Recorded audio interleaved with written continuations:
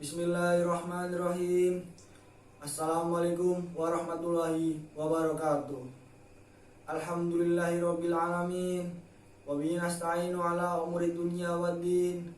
Wassalatu wassalamu ala asrofil mursalin wa ala alihi washabihi ajmain. Walhamdulillahirabbil alamin. Sebelumnya mohon izin memperkenalkan diri.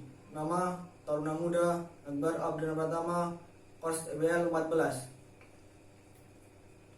Pertama-tama, marilah kita panjatkan puja dan puji syukur kehadirat Allah Subhanahu wa Ta'ala yang telah melimpahkan rahmatnya kepada kita semua.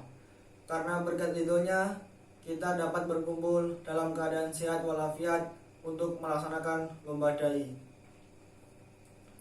Tak lupa sholawat serta salam semoga selalu tercurah limpah kepada Nabi Muhammad SAW, keluarganya, sahabatnya, dan juga para pengikutnya hingga akhir zaman. Para hadirin yang dimuliakan Allah Subhanahu wa Ta'ala. Di sini saya akan membawakan sebuah ceramah yang bertemakan tauhid dan ittiba menjadi kunci keselamatan kehidupan. Tauhid. Sebagai seorang muslim, kita dituntut untuk merealisasikan tauhid dalam kehidupan kita sehari-hari. Karena tauhid merupakan ajaran dasar Islam yang di atasnya dibangun syariat-syariat agama. Menurut bahasa, tauhid adalah bahasa Arab yang berarti menegaskan atau menganggap sesuatu itu esa atau tunggal.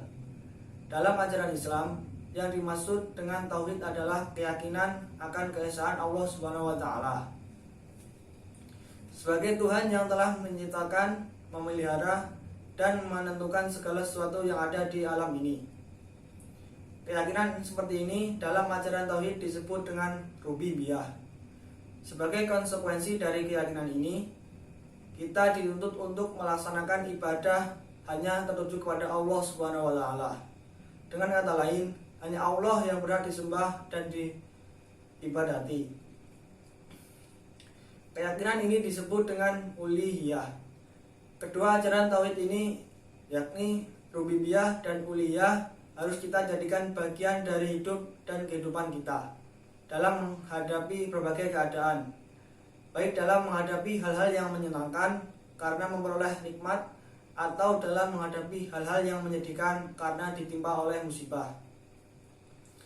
Sedangkan ittiba berasal dari kata tabi'ah, yaitu yang secara bahasa berarti mengikuti. Secara istilah, ittiba berarti menerima perkataan, pendapat seorang mujtahid dengan mengetahui dalil dan metode yang digunakan seorang mujtahid dalam mengambil hukum dari dalil tersebut. Ittiba mengikuti dengan mengetahui bagaimana proses ijtihad terjadi. Ittiba kepada Nabi Muhammad SAW hukumnya wajib. Karena Nabi Muhammad SAW adalah orang yang wajib diikuti.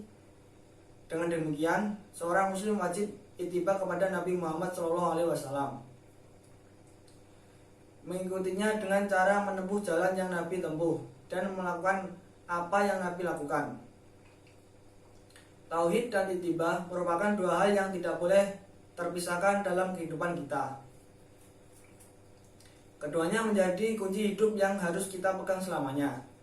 Sebagaimana firman Allah Subhanahu wa Ta'ala untuk memerintahkan kita bertauhid dalam Quran surah Al-Anbiya ayat 25. Bismillahirrahmanirrahim.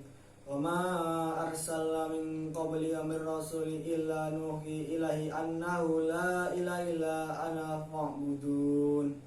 Yang artinya, dan kami tidak mengutus seorang rasul pun sebelum engkau Muhammad, melainkan kami wahyukan kepadanya bahwa tidak ada Tuhan yang berhak disembah selain aku, maka sembahlah aku. Selain itu, Allah pun juga memerintahkan kita untuk selalu berittiba kepada Nabi Muhammad SAW. Hal ini Allah firmankan dalam Quran surah Ali Imran ayat 32. Bismillahirrahmanirrahim.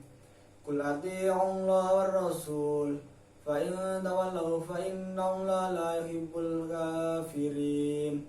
Yang artinya, katakanlah Muhammad, taatilah Allah dan Rasul jika kamu berpaling.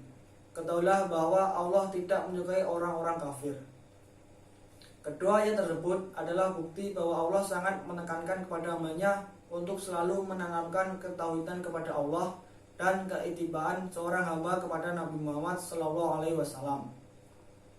Hadirin yang dimuliakan Allah, banyak cara agar kita selalu bisa memegang teguh tauhid dan ittiba. Di antara contohnya adalah sebagai berikut. Yang pertama, memahami dan memantapkan dalam hati tentang pentingnya tauhid dalam mempengaruhi sifat atau karakter seseorang. Yang kedua, mempraktekkan ke dalam kehidupan sehari-hari dengan bersikap baik dan meninggalkan segala perbuatan atau sikap yang membuat dosa semata-mata karena Allah Subhanahu wa taala. Yang ketiga, meninggalkan semua larangan Allah dan mengerjakan semua perintahnya. Yang keempat, menjaga hal-hal sunnah dan meninggalkan hal-hal makruh. Dan yang kelima, menerapkan adab dan niat mengikuti sunnah Rasulullah dalam hal-hal mubah. Hadirin yang saya hormati, demikian yang bisa saya sampaikan. Kurang lebihnya saya mohon maaf jika terdapat kesalahan baik dalam tutur kata maupun perilaku. Terima kasih atas perhatiannya. Akhir kata, wabillahi taufiq wal hidayah. Wassalamualaikum warahmatullahi wabarakatuh.